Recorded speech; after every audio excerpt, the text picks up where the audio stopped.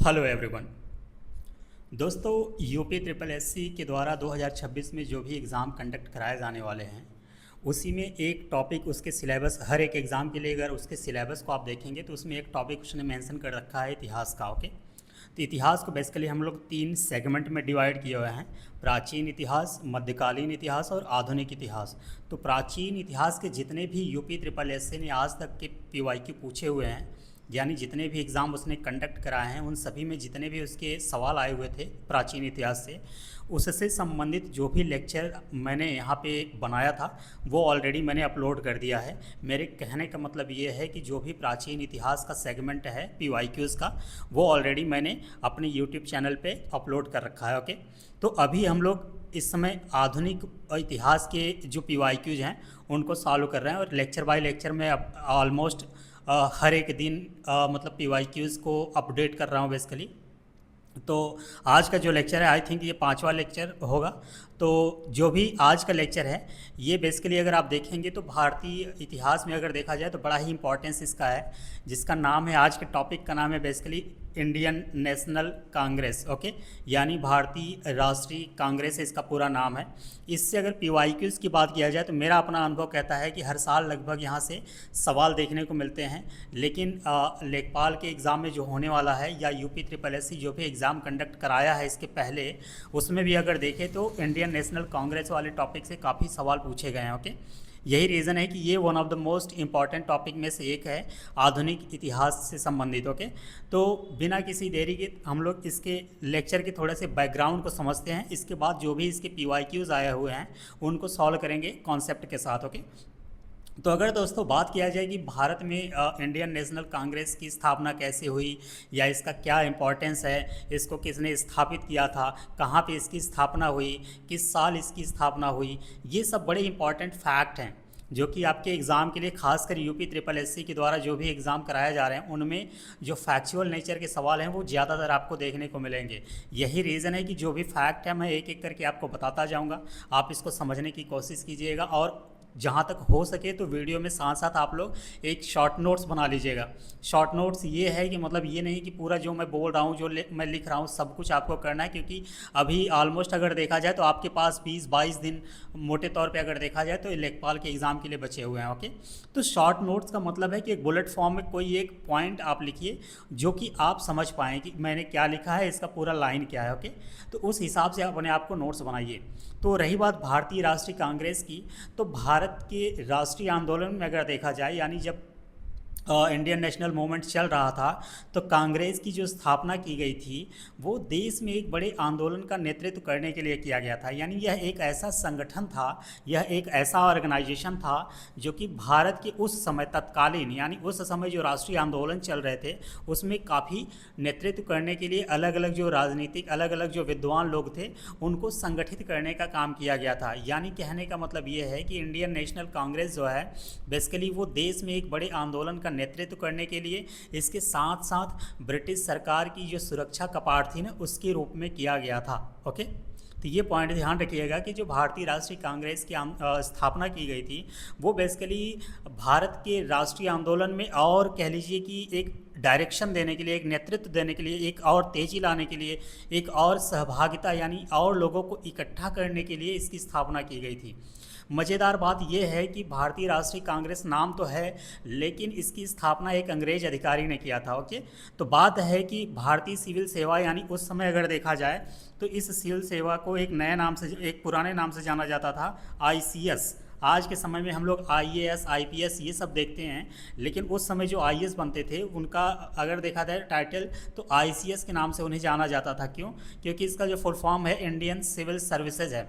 आज के समय में अगर आप आईएएस की बात करेंगे तो आईएएस का पूरा नाम है, या मतलब फुल फॉर्म है इंडियन एडमिनिस्ट्रेटिव सर्विसेज, यानी भारतीय प्रशासनिक सेवा।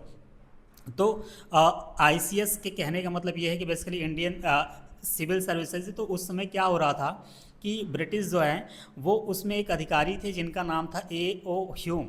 इनके फुल फॉर्म अभी हम बता दे रहे हैं, आगे आएगा सवाल तो पूरा डिटेल में उनके बारे में मैं पूरी उनकी लाइफ बताने वाला हूँ। तो भारतीय सिविल सेवा में अगर देखा जाए तो 1882 में, कब? 1800 1882 ईस्वी में अगर देखा जाए तो ये जो एक A.O. ह्यूम साहब थे, ये ब्रिटिश यानी एक ब्रिटिश नागरिक थे और ये भारतीय सिविल सेवा में अपनी सेवा दे रहे थे। 1882 में ये सेवानिवृत्त हो गए, यानी ये रिटायर हो गए।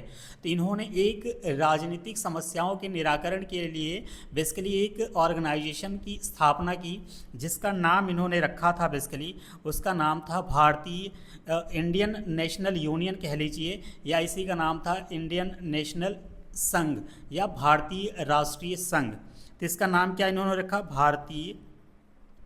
भारतीय राष्ट्रीय संघ के नाम से इस ऑर्गेनाइजेशन का इन्होंने स्थापना किया। अच्छा, इस ऑर्गेनाइजेशन की स्थापना इन्होंने कब किया था, तो सन 1884 में किया था। ये लिंक को मैं जो बता रहा हूँ ये प्रॉपर तरीके से आप लिंक करने की कोशिश कीजिएगा। मैंने सिंपली अभी इतना ही बताया है आपको कि A.O. ह्यूम नाम के एक ब्रिटिश नागरिक थे जो कि भारतीय सिविल सेवा में काम करते थे, भारतीय सिविल सेवा के अधिकारी थे, जो रिटायर हो गए थे, जो सेवानिवृत्त हो गए थे। कब हुए थे, तो 1882 में ये सेवानिवृत्त हो गए थे। इसके बाद इन्होंने ही काफ़ी प्रयासों के बाद 1884 में बेसिकली भारतीय राष्ट्रीय संघ यानी इंडियन नेशनल यूनियन की स्थापना की। कब की, 1884 में की। ये पॉइंट ध्यान रखिएगा। आगे चल करके यानी 1884 में इन्होंने इसकी स्थापना की। और बेसिकली अगर देखा जाए तो जो दादा भाई नौरोजी जी थे ना, दादा भाई नौरोजी, उन्हीं के सुझाव पर इसका आगे चल कर के नाम रखा गया भारतीय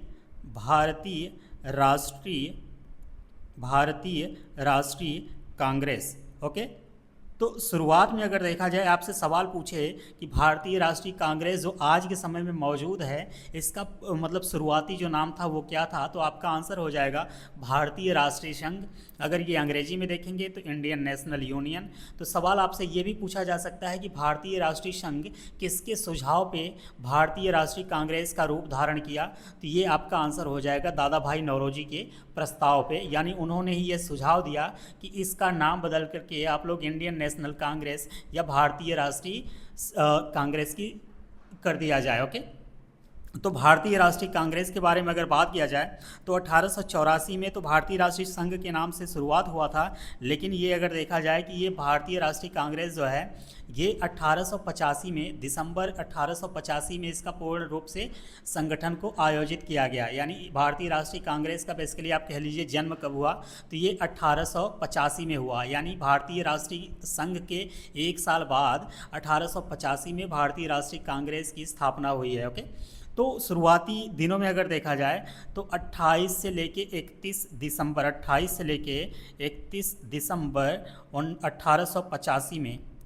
यानी 28 से लेके 31 दिसंबर 1885 को अगर देखा जाए तो बम्बई के ग्वालियर टैंक में स्थित एक कॉलेज था, एक महाविद्यालय था जिसका नाम था गोकुलदास तेजपाल संस्कृत महाविद्यालय। इसी में इसका पहला सम्मेलन आयोजित किया गया। ओके, ये पॉइंट ध्यान रखिएगा कि अगर आपसे सवाल पूछे कि भारतीय राष्ट्रीय कांग्रेस का जो पहला सम्मेलन था वो कहाँ पे आयोजित किया गया था, तो बम्बई में एक जगह है ग्वालियर टैंक, वहाँ पे एक महाविद्यालय था जिसका नाम था गोकुलदास तेजपाल संस्कृत महाविद्यालय। अभी सवाल में आएगा तो मैं आपको डिटेल में बता दूंगा वहाँ पे भी, आप यहाँ पे सिंपली सुन लीजिए क्योंकि एक आपको ब्रीफ आइडिया लग जाए कि भारतीय राष्ट्रीय कांग्रेस की जो पैदाइश थी, यानी इस संघ का जो निर्माण हुआ था, इसको ऑर्गेनाइज किया गया था, वो किस तरीके से किया गया, उसी के बेसिक पहलुओं को मैं आपको जानकारी के रूप में बता रहा हूँ।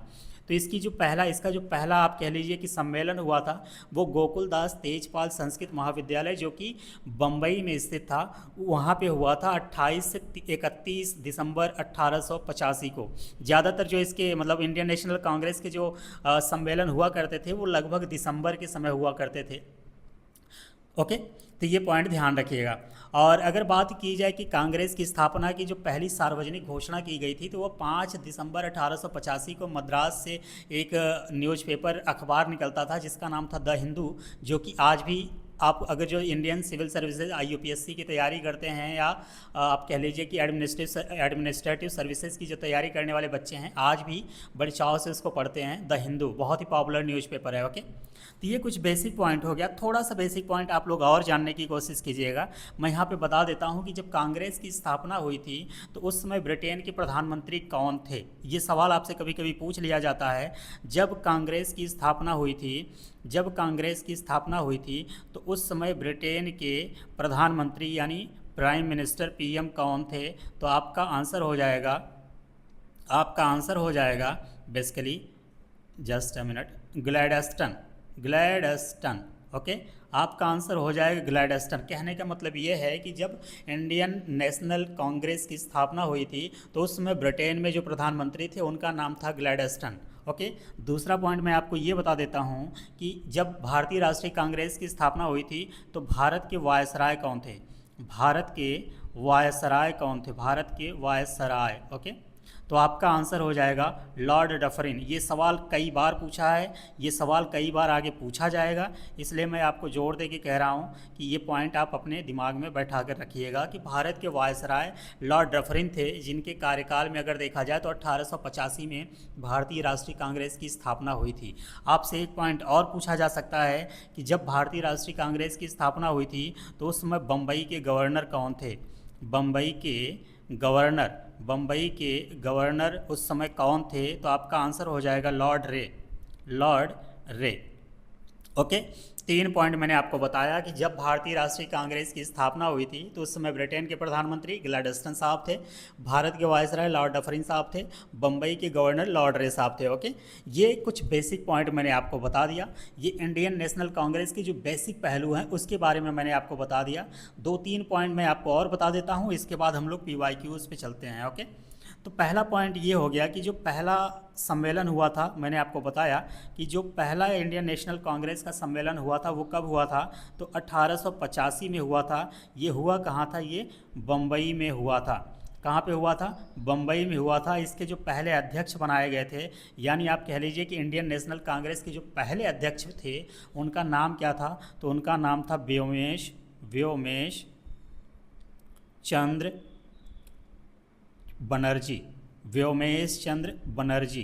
कभी कभी एग्ज़ाम में व्योमेश चंद्र बनर्जी पूरा न लिख करके वो शॉर्टकट में लिख देता है WC Banerjee, okay. WC Banerjee. मैं दोनों पॉइंट आपको बता दे रहा हूँ ताकि आपको वहाँ एग्ज़ाम हॉल में इतने प्रेशर में कन्फ्यूज़न ना हो, ओके। तो 1885 में भारतीय राष्ट्रीय कांग्रेस के जो अधिवेशन हुए थे, पहला अधिवेशन हुआ था, बम्बई में हुआ था। उसके अध्यक्ष बनाए गए थे व्योमेश चंद्र बनर्जी जी, और कांग्रेस की स्थापना इसी में की गई थी बेसिकली A.O. ह्यूम के द्वारा। और एक पॉइंट यहाँ पे ये भी जानिए कि जो पहला अधिवेशन था, कांग्रेस का जो पहला अधिवेशन था, उसमें अगर टोटल देखा जाए तो 72 प्रतिभागियों या प्रतिनिधियों ने बेसिकली भाग लिया था, ओके। प्रतिभागी नहीं होंगे, प्रतिनिधि होंगे, ओके। तो पहले बैठक में अगर देखा जाए तो टोटल 72 प्रतिनिधियों ने भाग लिया था। अब हम लोग बात करते हैं, थोड़ा सा 1 मिनट हमें ये दीजिए, मैं मिटा देता हूं, ओके। दूसरे पॉइंट की तरफ हम लोग चलते हैं। दूसरा पॉइंट ये हो जाएगा कि जो कांग्रेस का दूसरा अधिवेशन हुआ था वो कब हुआ था? तो इसी के 1 साल बाद हुआ था, यानी 85 और 1885 में पहला हुआ था। तो जो सेकंड अधिवेशन हुआ था वो 1886 में हुआ था। अब सवाल ये आता है कि ये कहाँ हुआ था? तो ये कलकत्ता में हुआ था। कहाँ पे? कलकत्ता में ये अधिवेशन की शुरुआत हुई थी, ओके। ये पॉइंट ध्यान रखिएगा। सवाल यहाँ पे ये आता है कि इसके अध्यक्ष कौन बनाए गए थे? तो इसके अध्यक्ष वही बनाए गए थे जिन्होंने ये प्रस्ताव दिया था कि इंडियन नेशनल यूनियन को बदल करके भारतीय राष्ट्रीय कांग्रेस नाम कर दिया जाए। तो यानी कहने का मतलब है दादा भाई नौरोजी जी जो हैं, दादा भाई नौरोजी, इन्होंने सेकेंड अधिवेशन की अध्यक्षता की थी, ओके। ये पॉइंट आप ध्यान रखिएगा। पहला कब हुआ था? 1885 में हुआ था। दूसरा कब हुआ था? 1886 में हुआ था। पहला बम्बई में हुआ था, दूसरा कलकत्ता में हुआ था। पहला जो है उसके अध्यक्ष व्योमेश चंद्र बनर्जी थे, दूसरे के अध्यक्ष दादा भाई नौरोजी को बनाया गया था। ये पॉइंट ध्यान रखिएगा। अगले अधिवेशन की तरफ हम लोग चलते हैं। अगला अधिवेशन जो है स्टूडेंट वो आपका हो जाएगा थर्ड अधिवेशन की अगर हम लोग बात करें तो इसी के 1 साल बाद इसको आयोजित किया गया था 1887 में। ये पॉइंट भी आप ध्यान रखिएगा कि 1887 में जो है वो भारतीय राष्ट्रीय कांग्रेस का तीसरा अधिवेशन आयोजित किया गया था। ये कहाँ पे आयोजित किया गया था ये आपके लिए इम्पोर्टेंट हो जाएगा। तो इसका आंसर हो जाएगा मद्रास में, ओके। इसका आंसर हो जाएगा मद्रास में। सवाल ये आता है कि इसके अध्यक्ष कौन बनाए गए थे? तो उनका नाम था बदरुद्दीन तैयब जी। बदरुद्दीन तैयब जी, तैयब, ओके जी। बदरुद्दीन तैयब जी तीसरे अधिवेशन के कांग्रेस के तीसरे अधिवेशन के अध्यक्ष बनाए गए थे, जो कि 1887 में हुआ था। और हुआ कहाँ था ये? तो मद्रास में हुआ था। ओके, ये पॉइंट ध्यान रखिएगा। एक पॉइंट यहाँ पे ये भी जान लीजिएगा कि जो बदरुद्दीन तैयब जी हैं, ये बेसिकली भारतीय राष्ट्रीय कांग्रेस के पहले मुस्लिम अध्यक्ष के रूप में मतलब अध्यक्ष बनाए गए थे। यहाँ पे एक पॉइंट मैं आपको ऐड कर दे रहा हूँ, इस पॉइंट को आप ध्यान दीजिएगा। ये प्रथम मुस्लिम अध्यक्ष बनाए गए थे, प्रथम मुस्लिम अध्यक्ष थे बेसिकली, आप कह लीजिए प्रथम, जस्ट अ मिनट, प्रथम मुस्लिम अध्यक्ष थे। कौन थे? बदरुद्दीन तैयब जी। ये पॉइंट आपके लिए इम्पॉर्टेंट है और ये पॉइंट आप ध्यान रखिएगा। सवाल आ चुका है और सवाल आने के चांसेस भी बने रहते हैं हमेशा। एक अधिवेशन और आप जान लीजिए जो चौथा था। चौथा की बात किया जाए कि इसकी आयोजना कब की गई थी, इसको कब आयोजित किया गया था, तो आपका आंसर हो जाएगा इसी के एक साल बाद, यानी 1888 में। तो हर एक साल बाद आप देख रहे हो शुरुआती चरण में जो कि मतलब आयोजित किए रहे थे, बैक टू बैक हर साल आयोजित किए जा रहे थे। सवाल ये है कि जो चौथा अधिवेशन है वो कहाँ पे आयोजित किया गया था, तो आपका आंसर हो जाएगा इलाहाबाद में। आज के उत्तर प्रदेश में जो एक जगह है इलाहाबाद, जिसे अब हम लोग प्रयागराज के नाम से जानते हैं, वहीं पे ये आयोजित किया गया था। इसके जो आयोजक मतलब इसके जो अध्यक्ष थे उनका नाम क्या था, तो उनका नाम था basically George Yule. George Yule साहब जो थे ये ब्रिटिश थे बेसिकली, और ये इसके अध्यक्ष बनाए गए थे। यानी कहने का मतलब है कि अगर आपसे सवाल पूछे कि पहले नॉन भारतीय अध्यक्ष भारतीय राष्ट्रीय कांग्रेस के कौन थे, तो आपका आंसर हो जाएगा ऑप्शन नंबर, मतलब ऑप्शन नंबर सेंस मैं कहने का मतलब है जॉर्ज यूले। ओके, तो बेसिकली 4 पॉइंट मैंने बताया। और ये कौन थे? प्रथम नॉन भारतीय थे। या आपसे ये भी पूछे कि पहले ब्रिटिश कौन थे, तो ये आपका आंसर हो जाएगा। चौथा जो अधिवेशन हुआ था भारतीय राष्ट्रीय कांग्रेस का, उसके अध्यक्ष जो थे वो ब्रिटिश थे, यानी नॉन भारतीय थे, जिनका नाम था जॉर्ज यूले। ओके, ये पॉइंट ध्यान रखिएगा। उम्मीद करते हैं कि सारा पॉइंट जितना मैंने आपको बताया वो एक एक करके आपको समझ में आया होगा। अब हम लोग आज के लेक्चर के आप कह लीजिए कि PYQs को सॉल्व करने की कोशिश करते हैं। जस्ट मुझे 10 सेकंड का मौका दीजिए, थोड़ा सा इसको मैं मिटा देता हूँ।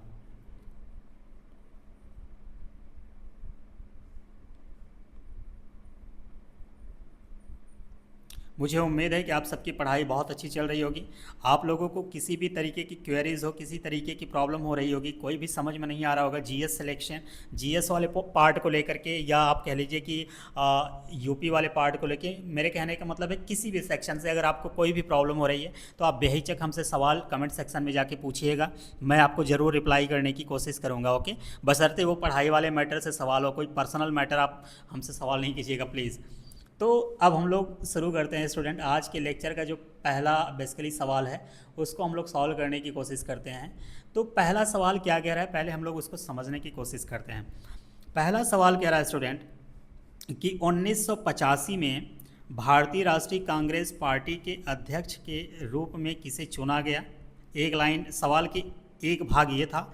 इसके बाद ये है कि आशा और साहस की अभिव्यक्ति में उन्होंने कहा, स्वतंत्रता की लड़ाई में भय एक अक्षम्य, विश्वासघात और निराशा एक अक्षम्य पाप है। ओके, ये पॉइंट समझने की कोशिश कीजिएगा। ये सवाल बेसिकली अगर देखा जाए तो 2 पार्ट में डिवाइडेड है। एक में आपको वो हिंट दे रहे हैं कि इसका आंसर क्या होगा, एक में हिंट दे रहे हैं कि आगे कभी सवाल आएगा तो आप आंसर कैसे करेंगे। मैं इस सवाल को 2 पार्ट में तोड़ रहा हूँ, आप समझने की कोशिश कीजिएगा।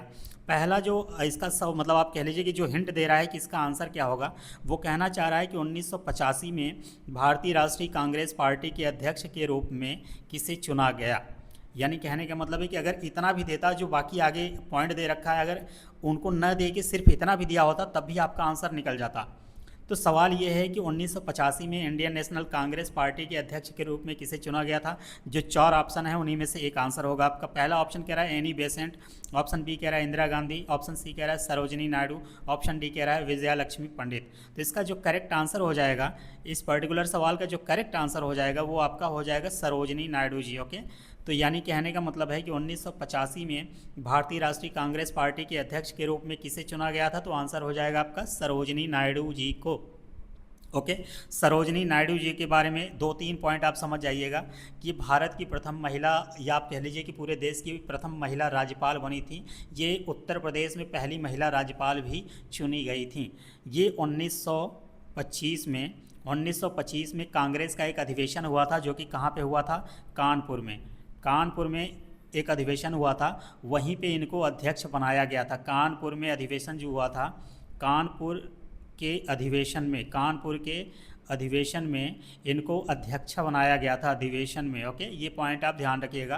तो मैंने 2 पॉइंट आपको बताया यहाँ पे कि सरोजनी नायडू जी जो हैं, इनको जो अध्यक्ष या अध्यक्षा जब बनाया गया था तो वो ईयर क्या था, 1925 था। किस कांग्रेस के अधिवेशन में बनाया गया था, तो आपका आंसर हो जाएगा कानपुर के अधिवेशन में। एक पॉइंट यहाँ पे लगे हाथ आप भी ये भी समझ लीजिए कि ये कांग्रेस की पहली भारतीय महिला अध्यक्षा थी या अध्यक्ष थी, यानी सरोजनी नायडू जी हैं जो हैं वो बेसिकली पहली भारतीय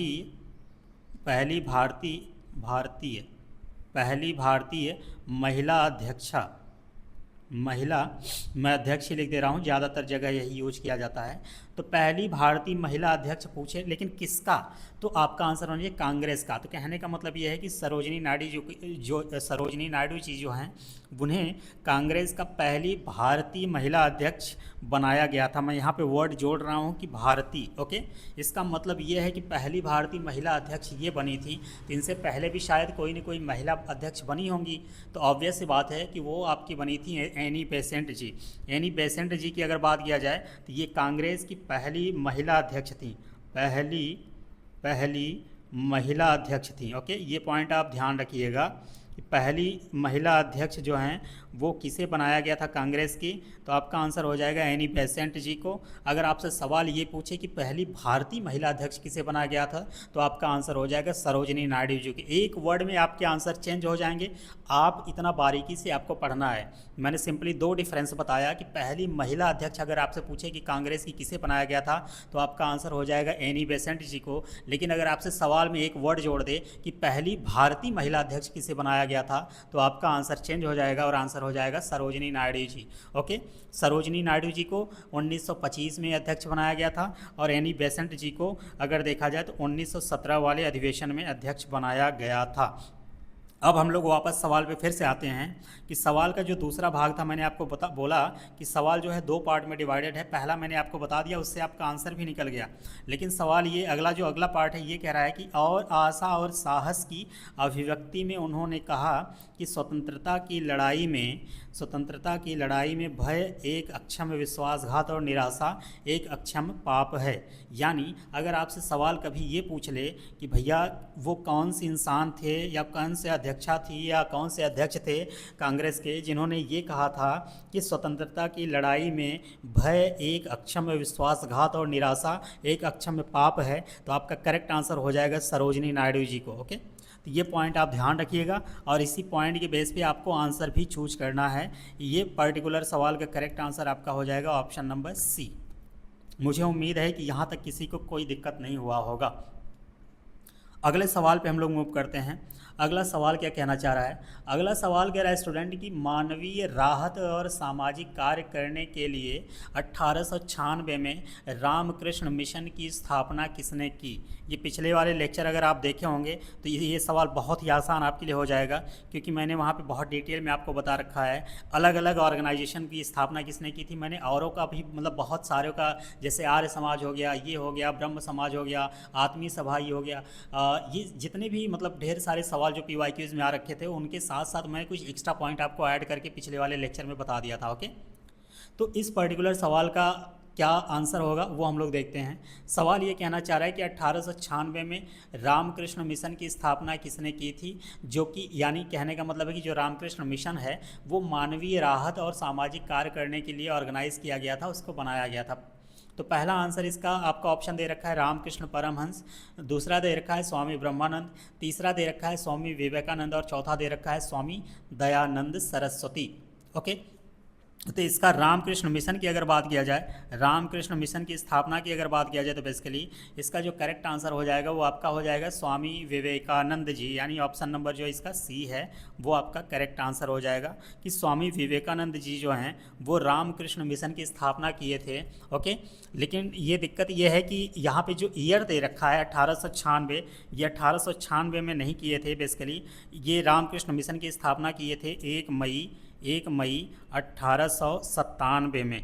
ये ईयर अगर हो सके तो ये ईयर की वजह से ये सवाल गलत हो जाता, अदरवाइज इसका जो करेक्ट आंसर हो जाएगा वो हो जाएगा आपका 1897। 1 मई 1897 को रामकृष्ण मिशन की स्थापना स्वामी विवेकानंद जी ने किया था। और रामकृष्ण मिशन जो है वो बेसिकली मानवीय राहत और सामाजिक कार्य करने के लिए बनाया गया था। 2-3 एक्स्ट्रा पॉइंट आप लोग और देख लीजिएगा स्वामी विवेकानंद जी के बारे में, कि स्वामी विवेकानंद जी का जो जन्म हुआ था, ये पिछले वाले लेक्चर में मैं बता रखा हूँ, बट मैं यहाँ रिपीट कर देता हूँ ताकि आप लोग अगर जो नए होंगे वो लोग भी समझ पाएंगे। ओके, तो इनके जन्म की बात किया जाए तो इनका जन्म जो है 12 जनवरी 1863 को हुआ था।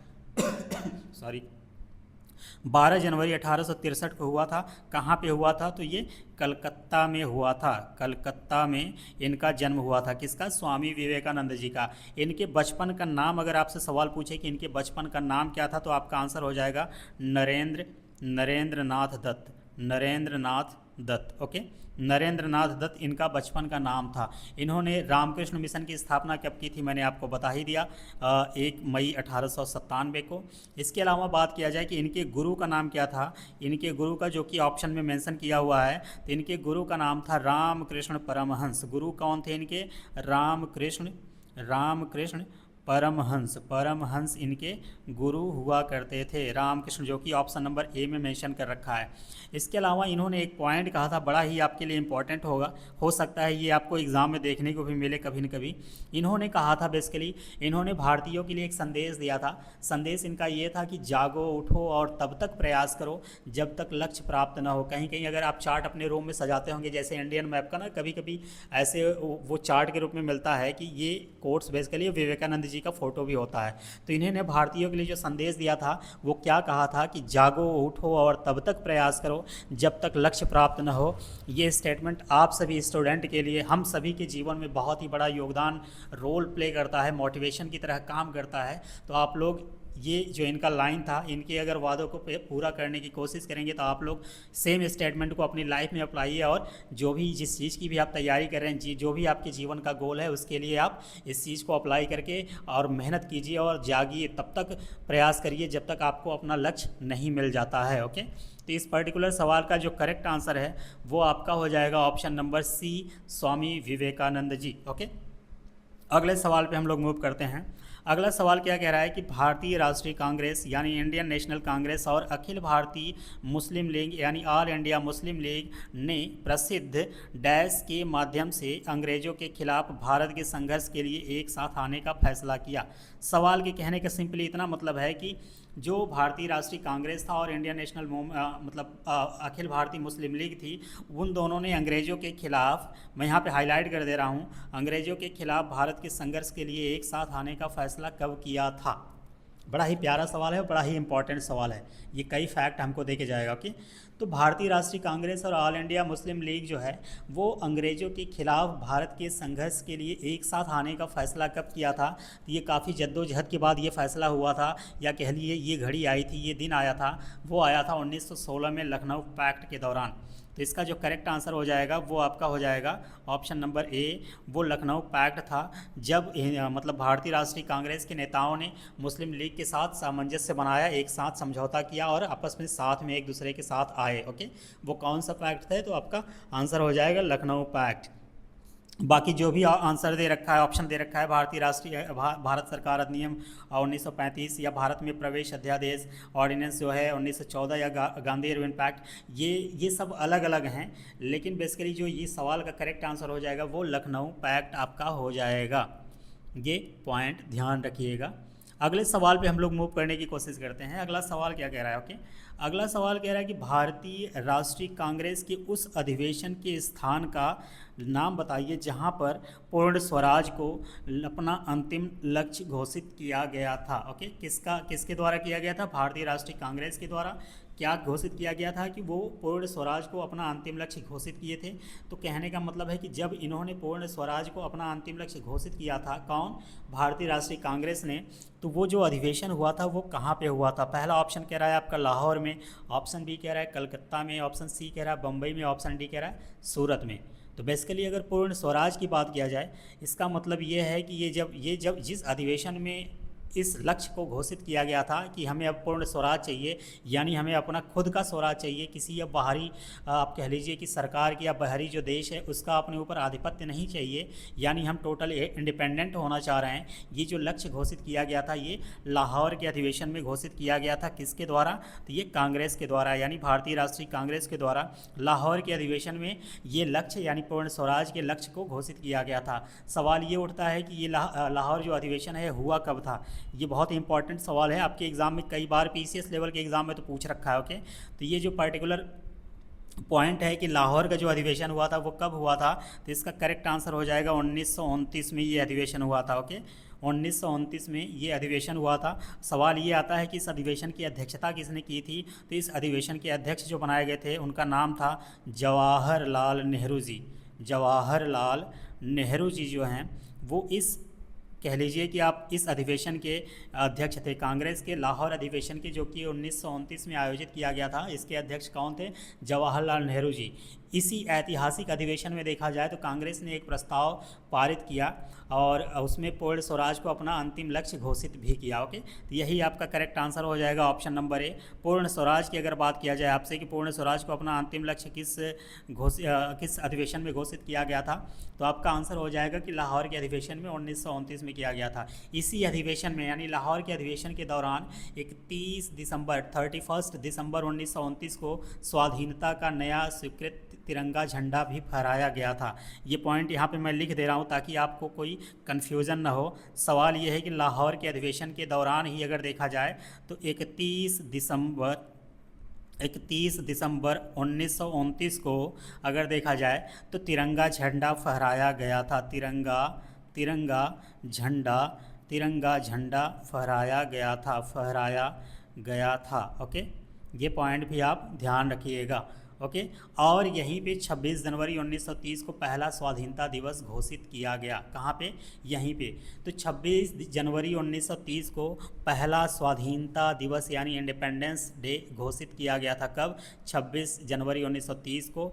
और 31 दिसंबर 1929 को भारतीयों के द्वारा, यानी उस समय जो आज़ादी में पार्टिसिपेट कर रहे थे उनके द्वारा तिरंगा झंडा फहराया गया था। ओके, किस अधिवेशन के दौरान? तो लाहौर अधिवेशन के दौरान, जिसकी अध्यक्षता जवाहरलाल नेहरू जी ने किया था। कब हुआ था? तो 1929 में हुआ था। ओके, इतना पॉइंट मैंने आपको बताया। इतने पॉइंट से शायद बाहर आपके से सवाल नहीं पूछेगा। अगले सवाल पे हम लोग मूव करते हैं। अगला सवाल कह रहा है कि पूर्ण स्वराज की मांग करने वाले प्रथम कार्यकर्ता कौन थे या उनका नाम क्या था? सवाल बड़ा ही फैक्चुअल है, सवाल बड़ा ही इंपॉर्टेंट है। ओके, सवाल क्या कहना चाह रहा है? सवाल ये कहना चाह रहा है कि पूर्ण स्वराज की मांग करने वाले प्रथम कार्यकर्ता का नाम बताइए। पहला ऑप्शन कह रहा है मगफूर अहमद आज़ादी, ऑप्शन बी कह रहा है बिपिन चंद्रपाल, ऑप्शन सी कह रहा है बाल गंगाधर तिलक और ऑप्शन डी कह रहा है हसरत मोहानी। ओके, इसका जो करेक्ट आंसर हो जाएगा कि पूर्ण स्वराज की मांग करने वाले पहले कार्यकर्ता का नाम जो है उनका नाम है हसरत मोहानी जी। हसरत मोहानी जी के बारे में अगर बात किया जाए तो ये बेसिकली एक बहुत ही पॉपुलर कवि थे उस समय और खिलाफत नेता भी थे, यानी जो खिलाफत मूवमेंट चल रहा था उसके ये नेता भी थे और उस दौर के यानी तत्कालीन बहुत ही प्रसिद्ध एक कवि थे। तो हसरत मोहानी जी वो पहले इंसान थे जिन्होंने पूर्ण स्वराज की मांग किया था। सवाल ये उठता है कि कब किया था और कहाँ किया था, तो इन्होंने अहमदाबाद में 1921 में, कहाँ पे भैया? अहमदाबाद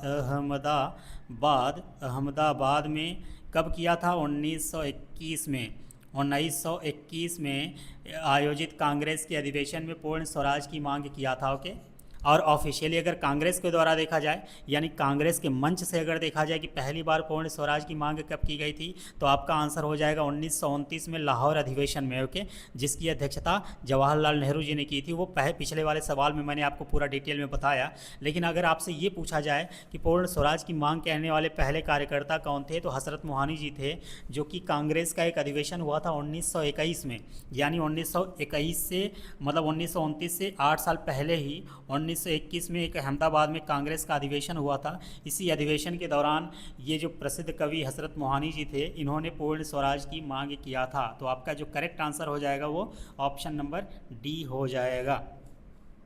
अगले सवाल पे हम लोग मूव करते हैं। अगला सवाल कह रहा है कि भारतीय राष्ट्रीय कांग्रेस की स्थापना तब की गई थी जब दिसंबर 1885 में देश भर के 72 प्रतिनिधियों ने डैश में मुलाकात की थी। मैं डिटेल में इस लेक्चर के शुरुआत में ही इसके बारे में बहुत डिटेल में आपको बता दिया था कि भारतीय राष्ट्रीय कांग्रेस की जो स्थापना हुई थी वो दिसंबर 1885 में हुई थी। और इसके पहले अधिवेशन में बात किया जाए तो 72 प्रतिनिधियों ने भाग लिया था। तो पहला जो आप कह लीजिए कि इसका आयोजन कहाँ पे किया गया था भारतीय राष्ट्रीय कांग्रेस का, तो ये आंसर आप सभी को पता होगा कि पहला जो अधिवेशन हुआ था वो बम्बई में हुआ था। कब हुआ था भैया? तो 1885 में हुआ था। अगर आपसे एग्जैक्ट डेट पूछे तो डेट आपका हो जाएगा 28 दिसंबर 1885 हो जाएगा।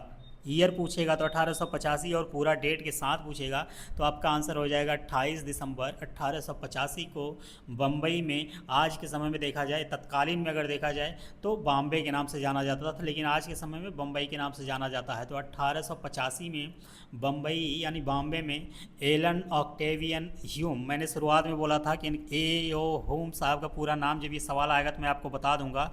उनका पूरा नाम बेसिकली है एलन ऑक्टेवियन ह्यूम।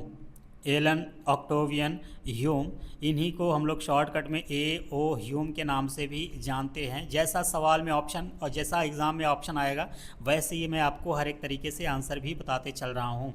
तो इन्हीं का नाम ये क्या थे बेसिकली, तो ये एक भारतीय सिविल सेवा के अधिकारी थे जिनकी रिटायरमेंट हो गई थी 1882 में। 1884 में यही वो इंसान हैं जिन्होंने भारतीय राष्ट्रीय संघ यानी इंडियन नेशनल यूनियन की स्थापना की थी। और इसी संघ के अगर देखा जाए तो बेसिकली दादा भाई नौरोजी के सुझाव पे इसी संघ का नाम बदल करके 1885 में भारतीय राष्ट्रीय कांग्रेस कर दिया गया था।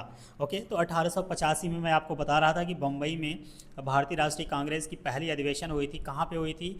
तो गोकुल धाम तेजपाल संस्कृत महाविद्यालय जो कि ग्वालियर टैंक के पास था, वहाँ पे इसकी स्थापना आप कह लीजिए कि पहला अधिवेशन हुआ था। ओके, तो उसमें भारत के वायसराय कौन थे ये भी पॉइंट मैं आपको बता रखा हूँ, नाम है उनका लॉर्ड डफरिन। ओके, इसके पहले अध्यक्ष कौन बनाए गए थे वो भी मैं बता रखा हूँ, नाम था उनका व्योमेश चंद्र बनर्जी, शॉर्टकट में WC बनर्जी के नाम से ये जाने जाते हैं। तो सवाल जो पूछ रहा है उसका जो करेक्ट आंसर हो जाएगा, उसका आंसर हो जाएगा आपका ए, ऑप्शन नंबर ए, बॉम्बे। यानी भारतीय राष्ट्रीय कांग्रेस की स्थापना 28 दिसंबर 1885 को हुई थी।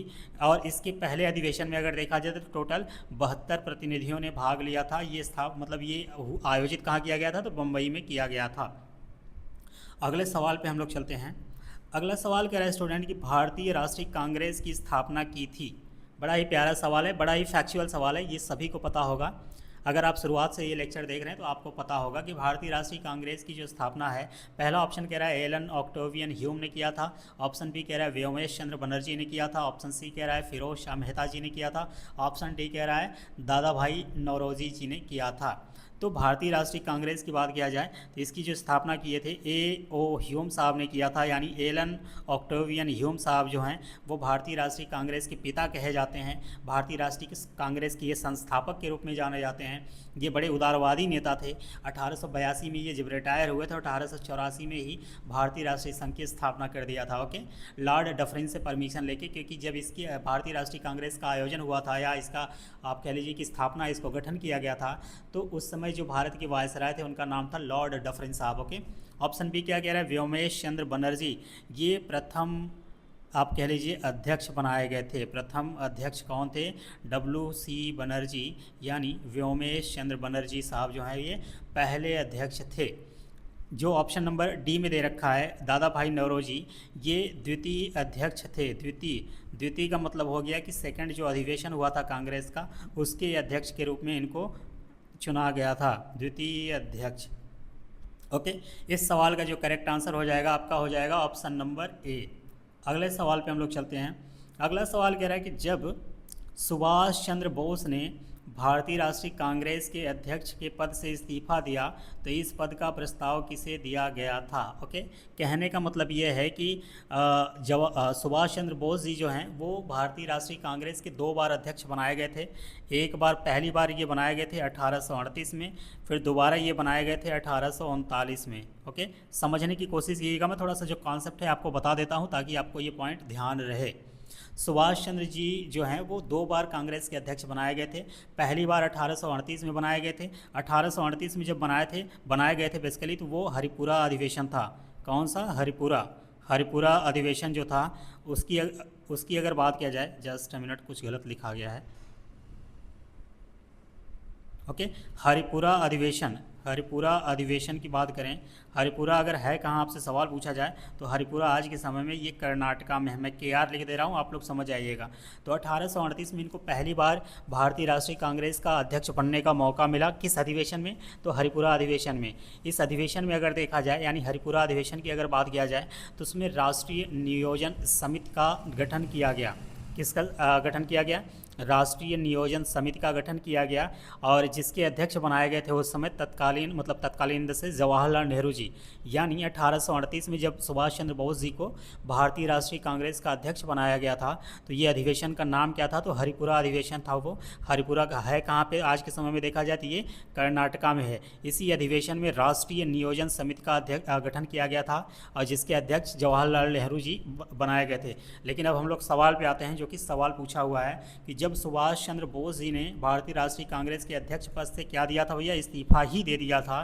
तो इस पद का प्रस्ताव किसे दिया गया? इसका मतलब ये है कि जब इन्होंने इस्तीफा दे दिया तो अगला जो अध्यक्ष बनाया गया था उनका नाम पूछ रहा है। पहला ऑप्शन है जवाहरलाल नेहरू जी, ऑप्शन बी कह रहा है आपका पट्टाभी सीतारमैया जी, ऑप्शन सी कह रहा है डॉक्टर राजेंद्र प्रसाद, ऑप्शन डी कह रहा है JB कृपलानी। ये सवाल इतना इंपॉर्टेंट है कि मतलब कई बार एग्जाम में पूछा है कि जब जवाहरलाल नेहरू जी ने, मतलब माफ़ कीजिएगा, जब सुभाष चंद्र बोस जी ने इस्तीफा दिया था तो किसको अध्यक्ष बनाया गया था? तो आपका करेक्ट आंसर हो जाएगा option number C, doctor Rajendra Prasad ji को अध्यक्ष बनाया गया था। तो थोड़ा इस्तीफा जब इन्होंने दिया था तो उसका रीजन कुछ रहा होगा ना, थोड़ा सा उसको बैकग्राउंड को हम लोग समझते हैं। तो सुभाष चंद्र बोस जी जो इस्तीफ़ा दिए थे वो कब दिए थे? तो आपका आंसर हो जाएगा 1939 के अधिवेशन में दिए थे। ये अधिवेशन हुआ कहाँ था? तो ये अधिवेशन त्रिपुरी में हुआ था। त्रिपुरी अधिवेशन में इन्होंने, आप कह लीजिए कि त्रिपुरी अधिवेशन में इन्होंने इस्तीफ़ा दे दिया था। त्रिपुरी अधिवेशन में इस्तीफ़ा दे दिया था। सवाल ये है कि सुभाष चंद्र बोस जी किसको हरा के अध्यक्ष के पद को सुशोभित किया था, यानी अध्यक्ष बने थे?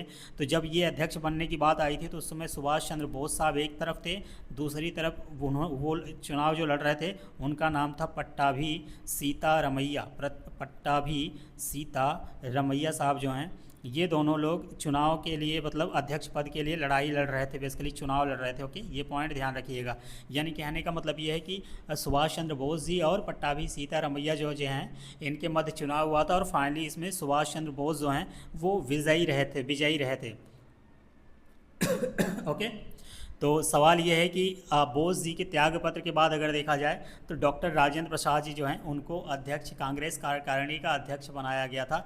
और इसी घटना को बोलते हैं त्रिपुरी संकट के नाम से जाना जाता है। आप कह लीजिए कि जो ये घटना हुई थी, जो इन्होंने इस्तीफा दिया था, इस घटना को किस नाम से जाना जाता है? तो आपका आंसर हो जाएगा त्रिपुरी संकट के नाम से जाना जाता है। त्रिपुरी संकट के नाम से इस पॉइंट को, या इस सारे जो आप कह लीजिए कि अधिवेशन हुआ था उसमें जो भी घटनाएं घटी थी वो एक तरीके की त्रिपुरी संकट के नाम से जाना जाता है।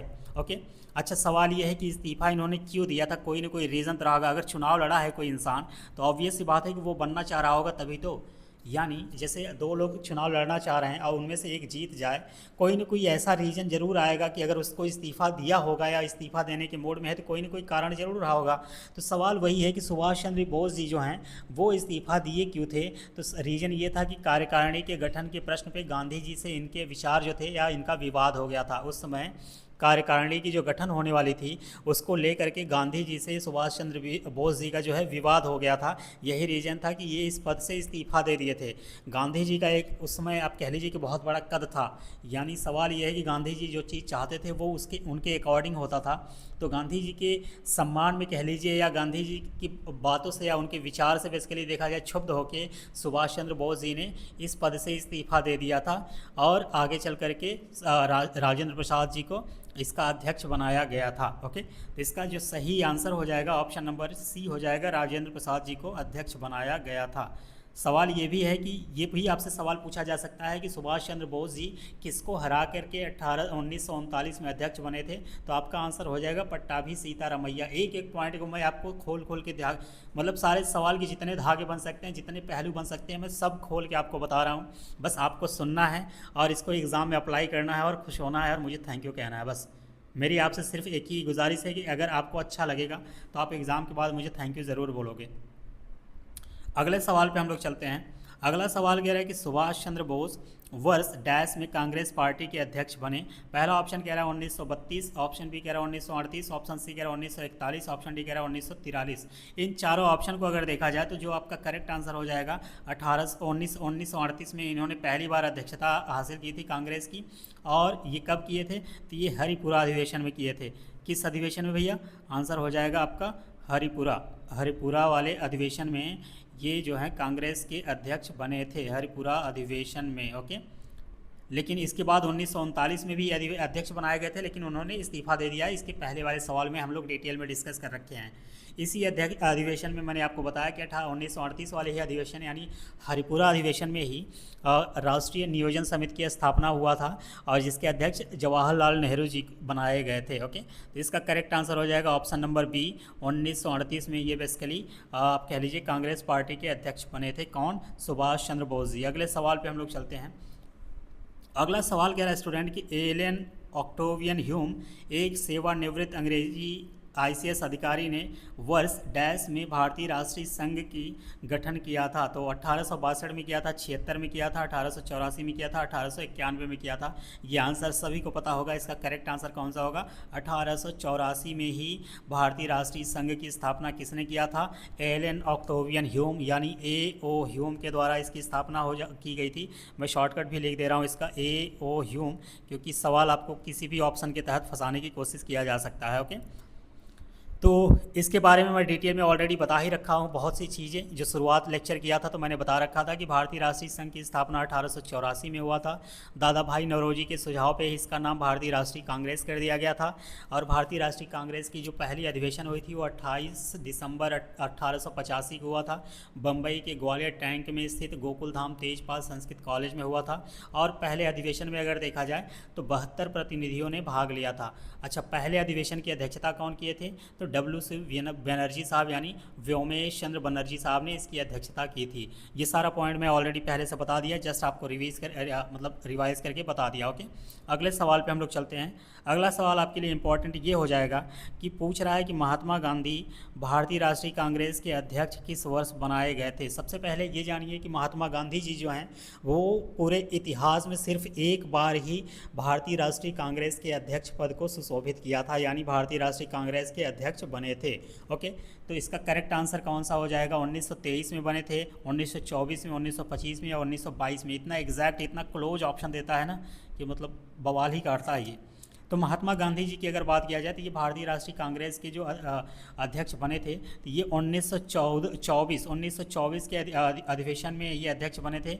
सवाल ये आता है कि ये अधिवेशन हुआ कहाँ था? तो वो बेसिकली बेलगांव का अधिवेशन था। बेलगांव के अधिवेशन में ये अध्यक्ष बने थे। और ये कहाँ है? तो कर्नाटका में है, कर्नाटका में।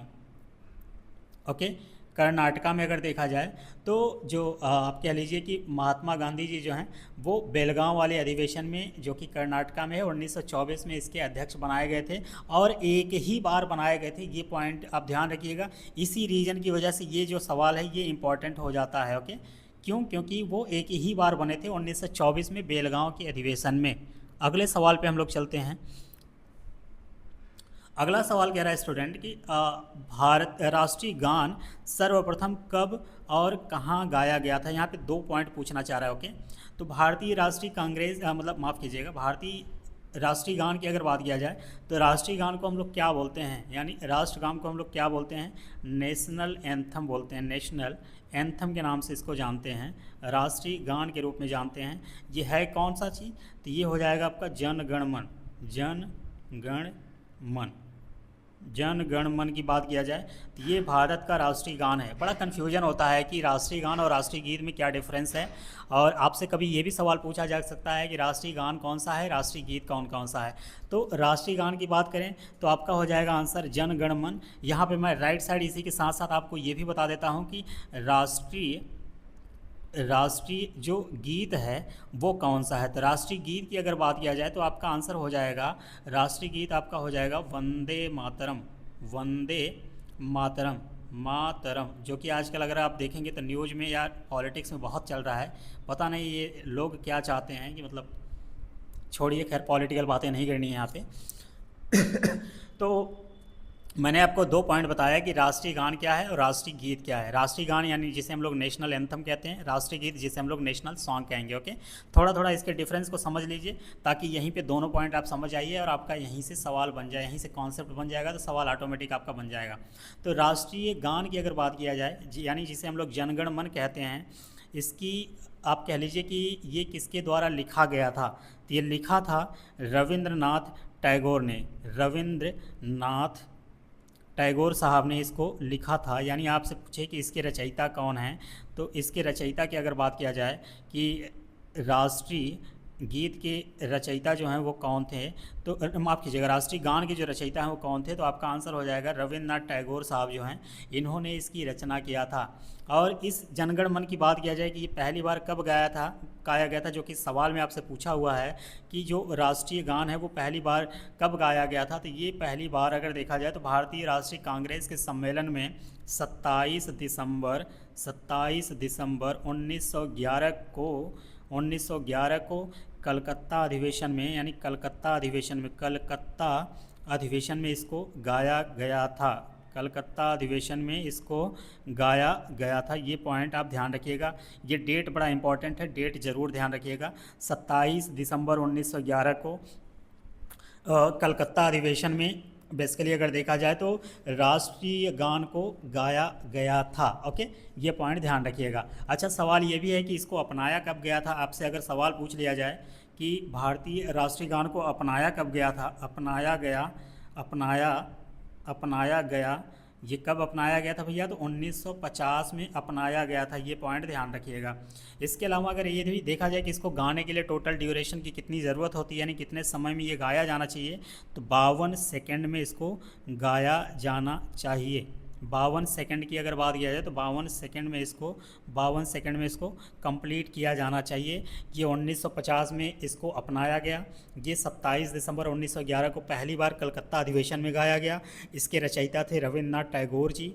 और राष्ट्रीय गान कहते किसको हैं, तो जनगण मन अधिनायक जय हे को राष्ट्रीय गान कहते हैं। अब हम लोग मूव करते हैं इसके सवाल के ऑप्शन की तरफ। सवाल क्या कह रहे हैं कि राष्ट्रीय गान सर्वप्रथम कब और कहाँ गाया गया था, तो सबसे पहले ये गाया गया था कलकत्ता में। बात सही है, यानी ये ऑप्शन सी और ऑप्शन डी तो नहीं होने वाला।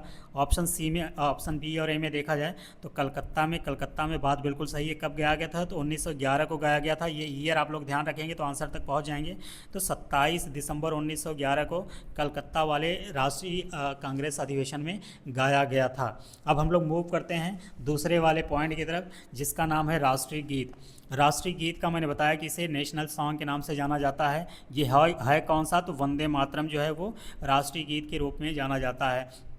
यहाँ से ये सवाल बनाया जा सकता है कि इसको पहली बार कब गाया गया था, तो आपका आंसर हो जाएगा 1896 में इसको गाया गया था। ओके, 1896 में गाया गया था पहली बार। और किस अधिवेशन में, तो वो भी जो अधिवेशन हुआ था वो भी कलकत्ता में ही अधिवेशन हुआ था। तो भारतीय राष्ट्रीय कांग्रेस के कलकत्ता अधिवेशन में भी इसको गाया गया था पहली बार 1896 में। यानी कहने का मतलब है कि राष्ट्रीय गीत राष्ट्रगान से बहुत पहले ही गा दिया गया था। ओके, ये पॉइंट ध्यान रखिएगा। सवाल यहाँ ये उठता है कि इसके रचयिता कौन थे, यानी राष्ट्रीय गीत के रचयिता कौन हैं, तो आपका आंसर हो जाएगा भैया बंकिम चंद्र चटर्जी। बंकिम चंद्र चटर्जी जी जो हैं वो इसके रचयिता हैं। किसके, राष्ट्रीय गीत यानी वंदे मातरम के। सवाल ये आ सकता है कि पहली बार इसको गाया किसने था। सवाल अगर यहाँ पे ये बना दे कि पहली बार वंदे मातरम यानी जो राष्ट्रीय गीत है इसको गाया कौन था, तो बेसिकली बड़ा ही इंटरेस्टिंग नाम है, रविंद्रनाथ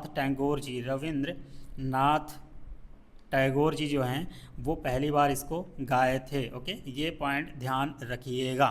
तो टोटल मैंने दोनों डिफरेंस बता दिया कि राष्ट्रीय गान और राष्ट्रीय गीत में क्या डिफरेंस है। दोनों के जो फैक्चुअल पॉइंट है मैंने उसको बता दिया, जो कि आपके एग्ज़ाम के लिए काफ़ी इंपॉर्टेंट है। इसके अलावा इस पर्टिकुलर सवाल के मैंने आपको आंसर भी बता दिया, करेक्ट है, जो कि ऑप्शन नंबर ए। अगले सवाल पे हम लोग चलते हैं। अगला सवाल क्या कहना चाह रहा है कि जनगण मन यानी राष्ट्रीय गान जो भारत का राष्ट्रगान है सर्वप्रथम कब गाया गया था। तो अभी अभी मैंने आपको बताया कि 27 दिसंबर 1911 को कलकत्ता अधिवेशन में इसको गाया गया था। इसका करेक्ट आंसर आपका हो जाएगा 27 दिसंबर 1911। एक ही में तो है, ऑप्शन नंबर ए इसका करेक्ट आंसर हो जाएगा भैया। 27 दिसंबर 1911 को इसको गाया गया था। ओके, अगले सवाल पे हम लोग चलते हैं। अगला सवाल कह रहा है कि 1916 का लखनऊ समझौता महत्वपूर्ण था क्योंकि इसके बाद कांग्रेस ने किया। तो 1916 का जो लखनऊ समझौता था, आप सबसे पहले ये समझिए कि 1916 में एक लखनऊ अधिवेशन हुआ था। ओके, सवाल यहाँ पे ये आता है, बड़ा ही फेमस ये अधिवेशन है, इसलिए मैं थोड़ा सा इसको डिटेल में आपको समझाने की कोशिश करता हूँ, क्योंकि ये अधिवेशन अगर देखा जाए तो भारतीय राष्ट्रीय कांग्रेस के one of the most important अधिवेशनों में से ये एक है। ओके, बहुत ही बार एग्जाम में ये सवाल पूछा गया है। तो सबसे पहले मैं हेडिंग डाल दे रहा हूँ, लखनऊ अधिवेशन। लखनऊ अधिवेशन ऐसा नहीं है पहली बार वहाँ पे हुआ था, और भी हुए हैं, लेकिन ये काफ़ी इम्पॉर्टेंट है लखनऊ अधिवेशन। और मैं ईयर भी दे दे रहा हूँ 1916 का, 1916 है। ओके, लखनऊ अधिवेशन 1916 की हम लोग बात कर रहे हैं। तो सबसे पहले ये जानिए कि लखनऊ का जो 1916 वाला अधिवेशन है, ये भारतीय राष्ट्रीय कांग्रेस का जो है ये 31वां मतलब आप कह लीजिए कि सम्मेलन था, 31वां सम्मेलन था। किसका था? इंडियन नेशनल कांग्रेस का। मैं जितना पॉइंट बोल रहा हूँ सारा नहीं लिख रहा हूँ, तो इसका मतलब ये बिल्कुल नहीं कि आपको मिस कर देना है, आप जितना हो सके पॉसिबली आप लिख लीजिएगा। लखनऊ जो अधिवेशन था 1916 वाला, ये भारतीय राष्ट्रीय कांग्रेस का 31st यानी 31वां अधिवेशन था। ओके, इस अधिवेशन को लखनऊ अधिवेशन को, या इस अधिवेशन को आप कह लीजिए कि लखनऊ समझौता, जो कि सवाल में दे रखा है, लखनऊ समझौता के नाम से जाना जाता है, या आप कह लीजिए कि कांग्रेस लीग योजना के नाम से भी जाना जाता है। मैं यहाँ पे लिख दे रहा हूँ आल्सो नोन एज लखनऊ समझौता, लखनऊ समझौता, या इसी को आप कह लीजिए कि Congress league, just a minute, Congress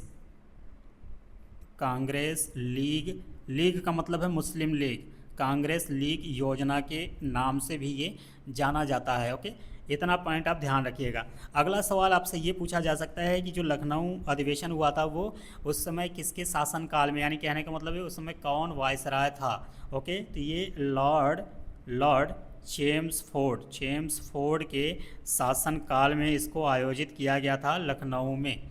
अच्छा, इसके शासनकाल की बात किया जाए तो 1916 से लेकर 1921 तक था, तो उसी के शासनकाल में जो लखनऊ समझौता है उसको आयोजित किया गया था। अगला सवाल आपसे ये पूछा जा सकता है कि लखनऊ अधिवेशन की अध्यक्षता किसने की थी। इस अधिवेशन की अध्यक्षता या इसकी अध्यक्षता किसने की थी, तो आपका आंसर हो जाएगा अंबिका चरण मजूमदार।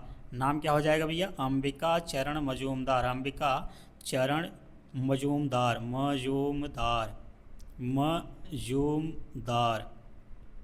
अंबिका चरण मजूमदार जी ने इसकी अध्यक्षता की थी। किसकी? लखनऊ अधिवेशन, जो कि 1916 में हुआ था। ओके, इसके अलावा अगर हम लोग बात करें तो 1916 में जो लखनऊ में कांग्रेस अधिवेशन हुआ था, ये बेसिकली हुआ क्या था कि मुस्लिम लीग और भारतीय राष्ट्रीय कांग्रेस के बीच में मनमुटाव चल रहा था।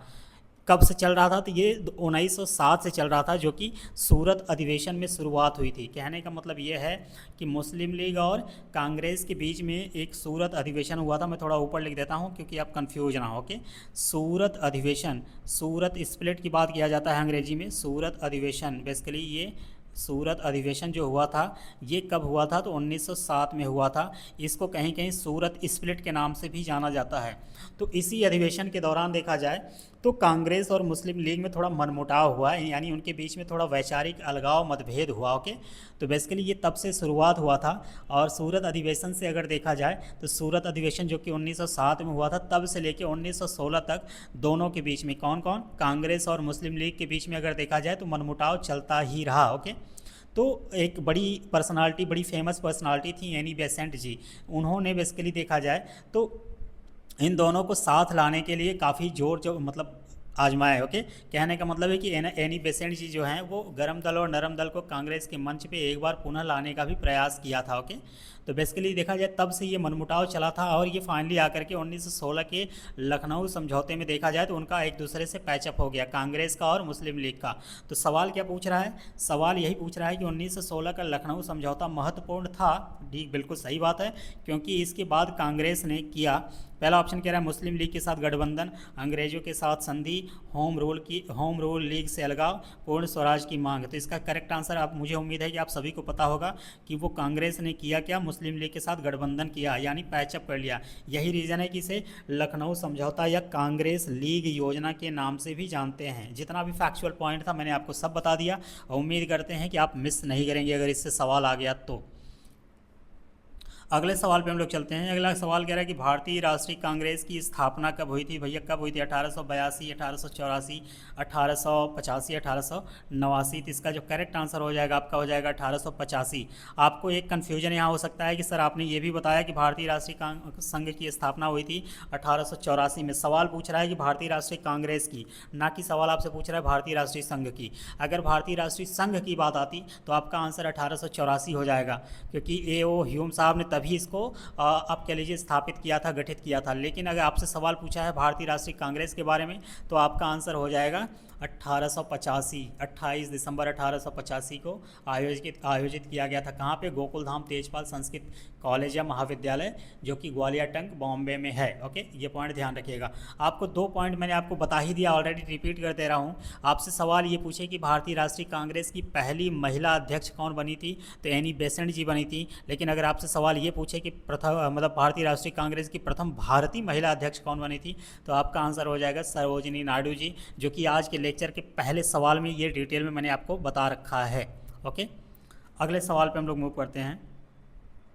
अगला सवाल कह रहा है स्टूडेंट कि 28 दिसंबर 1885 को भारतीय राष्ट्रीय कांग्रेस INC की स्थापना गोकुल दास तेजपाल संस्कृत परिसर में डैश दिल्ली कहाँ पे हुई थी बेसिकली पूछ रहा है। दिल्ली में, बॉम्बे में, कलकत्ता में, मद्रास में। तो आप सभी को पता है कि इसकी स्थापना कहाँ हुई थी भैया? बम्बई में हुई थी, जबकि पूरा डिटेल में वो दे ही दिया है सवाल में।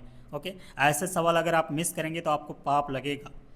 अगले सवाल पे चलते हैं। अगला सवाल कह रहा है कि दिसंबर 1916 में दोनों पक्षों के संयुक्त सत्र में डैश संधि भारतीय राष्ट्रीय कांग्रेस और मुस्लिम लीग के बीच एक समझौता हुआ। ये कहाँ हुआ था? लखनऊ में, कानपुर में, इलाहाबाद में, मेरठ में। मुझे नहीं लगता कि ये आप आंख बंद करके मारोगे तब भी गलत होने वाला है। ओके, ये करेक्ट हो जाएगा, आपका आंसर हो जाएगा इसका ऑप्शन नंबर A, लखनऊ समझौता हुआ। यानी ये लखनऊ में ये संधि हुई थी जिसमें भारतीय राष्ट्रीय कांग्रेस और मुस्लिम लीग के बीच में दोस्ती हो गई थी, एक साथ दोनों का पैचअप हो गया था। ओके, हुआ क्यों था बेसिकली पैचअप? तो लखनऊ अधिवेशन या लखनऊ समझौते में देखा जाए ना तो मुस्लिम लीग की जो सांप्रदायिक प्रतिनिधित्व की जो मांग थी, यानी जो आप कह लीजिए कम्युनलिज्म, जो रिप्रेजेंटेशन की मांग थी, डिमांड थी, किसके द्वारा? मुस्लिम लीग के द्वारा।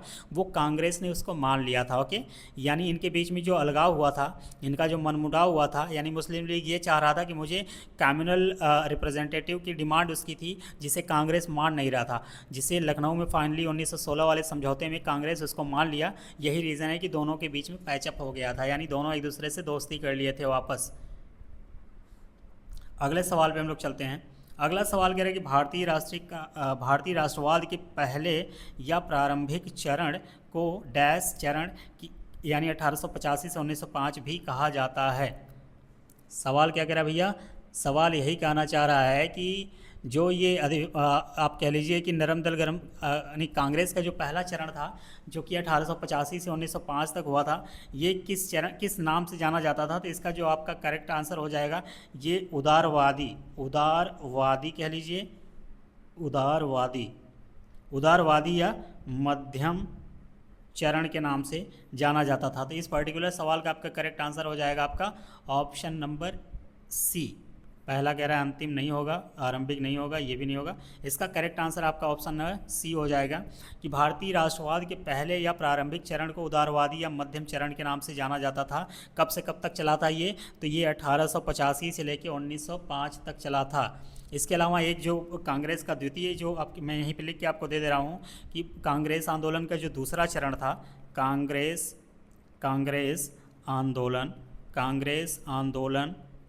आंदोलन का द्वितीय चरण, कौन सा चरण भैया? द्वितीय चरण की अगर बात किया जाए, कांग्रेस आंदोलन का जो द्वितीय चरण है ये कब से कब तक हुआ था?